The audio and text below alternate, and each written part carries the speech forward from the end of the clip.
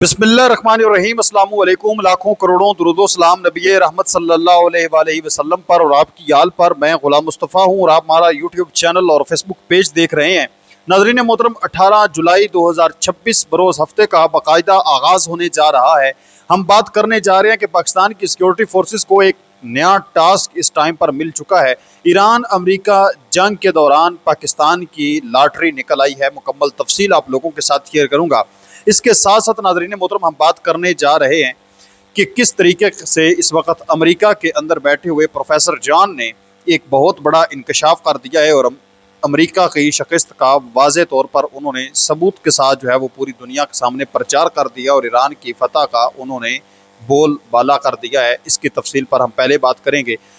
इस तमाम तर सूरत पर बात करने से पहले आप लोगों से इल्तमास है, अगर आप इस चैनल पर नए हैं तो इसको लाजमी सब्सक्राइब कर लें और कमेंट सेक्शन में अपनी जो कीमती राय है उसका इजहार भी ज़रूर फरमा लें और पाकिस्तान जिंदाबाद ज़रूर लिखें। नाज़रीन मोहतरम, अमेरिका में मौजूद एक शख्सियत हैं प्रोफेसर जॉन मेयरशामर। अगर मैं इनकी जो है वो हिस्ट्री आप लोगों को बताना शुरू कर दूं कि किस कदर ये अहमियत की हामिल शख्सियत हैं तो शायद 10-15 मिनट मुझे इसी चीज़ पर लग जाएं। तो मैं मुख्तसरन इनका जो तारुफ है वो आप लोगों को पहले करवा देता हूँ। ये एक आलमी सियासत और बैनुल-अक़वामी ताल्लुकात के दुनिया के नामवर तरीन माहिरीन और दानश्वरों में शुमार होते हैं और ओहदा इनका ये है कि ये अमेरिका की मशहूर व मारूफ यूनिवर्सिटी ऑफ शिकागो में पॉलिटिकल साइंस के माया नाज प्रोफेसर हैं, जहां वो 1982 से पढ़ा रहे हैं। 1982 से उन्होंने पढ़ाना शुरू किया है और आज 2026 हो चुका है। कई साल हो चुके हैं, आलमोस्ट तकरीबन ये 40 साल के करीब जो है वो अरसा बनता है कि उनको टाइम हो गया पढ़ाते हुए। 40 साल से भी शायद ज़्यादा बनता है। तो उन्होंने एक बात इस टाइम पर की है, ईरान अमेरिका जंग को लेकर उन्होंने अपना एक तज्ज़िया जो है वो पेश किया है। ये तज्ज़िया आपने सुनना है और फिर आपने मुझे बताना है कि क्या आप इस बंदे की बातों से जो है वो मुतमईन हैं, इस पर यकीन रखते हैं या नहीं। प्रोफेसर जॉन का कहना है कि इस जंग में वाज़े तौर पर ईरान जीत रहा है। उनके मुताबिक जब यह सूरत हाल होगी तो अमेरिकी सदर डोनाल्ड ट्रंप अपनी हार तस्लीम करने की बजाय खुद ही अपनी जीत का ऐलान कर देंगे और उनके अंधे हामी भी यही कहेंगे कि ये एक बहुत बड़ी फतह है। यानी जब ईरान जीत रहा होगा तो अमेरिका का सदर खुद कह देगा कि मैं जीत रहा हूँ। हकीकी मानों में ईरान जीत रहा है और जो ट्रंप के अंधे हामी हैं, जिनको इस बात से कोई गर्ज नहीं है कि ट्रंप ठीक बोल रहा है या गलत बात कर रहा है, वो कहेंगे बिल्कुल ऐसा ही है। प्रोफेसर सवाल उठाते हैं कि क्या ट्रंप अमेरिकी अवाम को ये यकीन दिलाने में कामयाब हो पाएंगे कि वो जीत गए हैं। उनका अपना ख्याल है कि अवाम ट्रंप की बात पर यकीन नहीं करेगी क्योंकि लोग अपनी आंखों से देख रहे हैं कि हकीकत क्या है। ईरान की गैर मुतवक्के कारकर्दगी पर उन्होंने कहा, प्रोफेसर का कहना है कि जंग शुरू होने से पहले किसी को ये अंदाज़ा नहीं था कि ईरान अमेरिका के सामने इतनी मजबूती से खड़ा हो सकेगा। यहाँ तक कि खुद ईरानियों को भी अंदाज़ा नहीं था कि वो अमेरिका के खिलाफ इतनी बेहतरीन कारकर्दगी दिखा पाएंगे। मुख्तसरन ये कि ये माहिर अमूर के मुताबिक ईरान इस लड़ाई में अमेरिका पर हावी दिखाई दे रहा है और ट्रंप के अपनी कामयाबी के झूठे दावे अब अवाम के सामने काम नहीं आएंगे।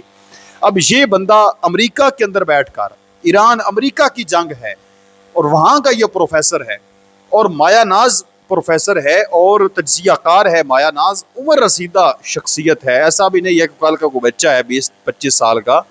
वो ये दावा कर रहा है कि इस जंग में ईरान बर्तरी हासिल कर रहा है और अमेरिका को शिकस्त है। मजा तो तब है ना कि जब मुखालिफ के घर से आवाज आए कि बिल्कुल आप जीत रहे हैं। तो आप प्रोफेसर जॉन के इस बयान पर क्या कहते हैं, मुझे कमेंट के अंदर आपने जरूर बताना है। नाज़रीन मोहतरम, अपने मेन मुद्दे पर हम आते हैं। पाकिस्तानी अफवाज को जो नया टास्क मिला है ईरान अमेरिका जंग में, जो पाकिस्तान की लॉटरी निकल आई है, मामला क्या है। आप लोग जानते हैं कि पाकिस्तान का इस टाइम पर दुनिया में सिर्फ और सिर्फ सऊदी अरबिया के साथ जो है वो म्यूचुअल डिफेंस पैक्ट है, जिसके तहत हम सऊदी अरब को मुकम्मल हर लिहाज से फौजी इमदाद देते हैं। बदले में वो हमें हमारे साथ जो मुख्तलिफ मुआशी हवाले से इमदाद है और दूसरी चीज़ें जो है वो की जाती हैं, आयल वगैरह एक्सपोर्ट इम्पोर्ट करते हैं वहाँ से। तो अब इनके साथ हमारा जो है वो एक डिफेंस पैक्ट है जिसमें अगर सऊदी अरब के ऊपर हमला होता है तो वो पाकिस्तान के ऊपर हमला है और पाकिस्तान के ऊपर अगर हमला होता है तो वो सऊदी अरब के ऊपर हमला है। अब एक और मुल्क जो है जिसका नाम कुवैत है, उसके साथ इस टाइम पर मुज़ाकरात जारी और सारी हैं। मालूमात इस वक्त जो सामने आ रही है कि पाकिस्तान कुवैत के साथ दिफाई मुआहदे के लिए मुज़ाकरात कर रहा है, वो जो है वो सूरत हाल को वाकई ख़राब कर रहे हैं। बातचीत का इल्म रखने वाले 5 ज़राए के मुताबिक पाकिस्तानी तवानाई के शोबे में ताउन और सरमायाकारी के बदले कुवैत के साथ एक वसी तर दिफाई मुआहदे के लिए मुज़ाकरात इस टाइम पर हो रहे हैं। कुवैत का पाकिस्तान के साथ 2023 से तरबियत और मुश्तरका मशकों के लिए एक महदूद दिफाई मुआहदा मौजूद है। अब वो इस्लामाबाद की तरफ से ताकत के एक ऐसे मुजाहरे का ख्वाहां है जो सऊदी अरब के साथ पाकिस्तान के मुआहदे से मुशाबे हो, जिसमें हज़ारों पाकिस्तानी ज़मीनी फ़ौज, लड़ाका तैयारे, ड्रोन्स, फ़िज़ाई दिफाई निज़ाम और दीगर दिफाई सहूलियात शामिल हों।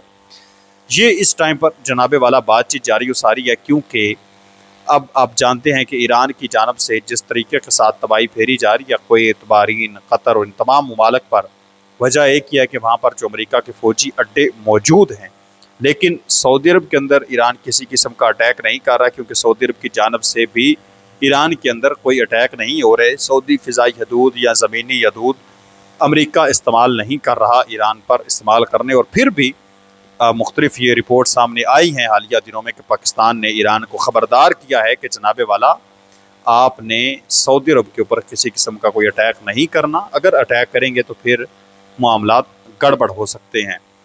अब सवाल ये है आप लोगों का कि क्या पाकिस्तान जो है वो कुवैत को क्या देगा और कुवैत पाकिस्तान को क्या देगा। ये जो मुआहदा इस टाइम पर होने जा रहा है कुवैत और पाकिस्तान के दरमियान, कुवैत की यह ख्वाहिश है कि पाकिस्तान उसे बड़े पैमाने पर दिफाई मदद फराम करे, जिसमें ये चीज़ें शामिल हों, जिसमें फ़ौजी दस्ते शामिल हों। कुवैत अपनी ज़मीन पर हज़ारों पाकिस्तानी फ़ौजियों की तैनाती चाहता है।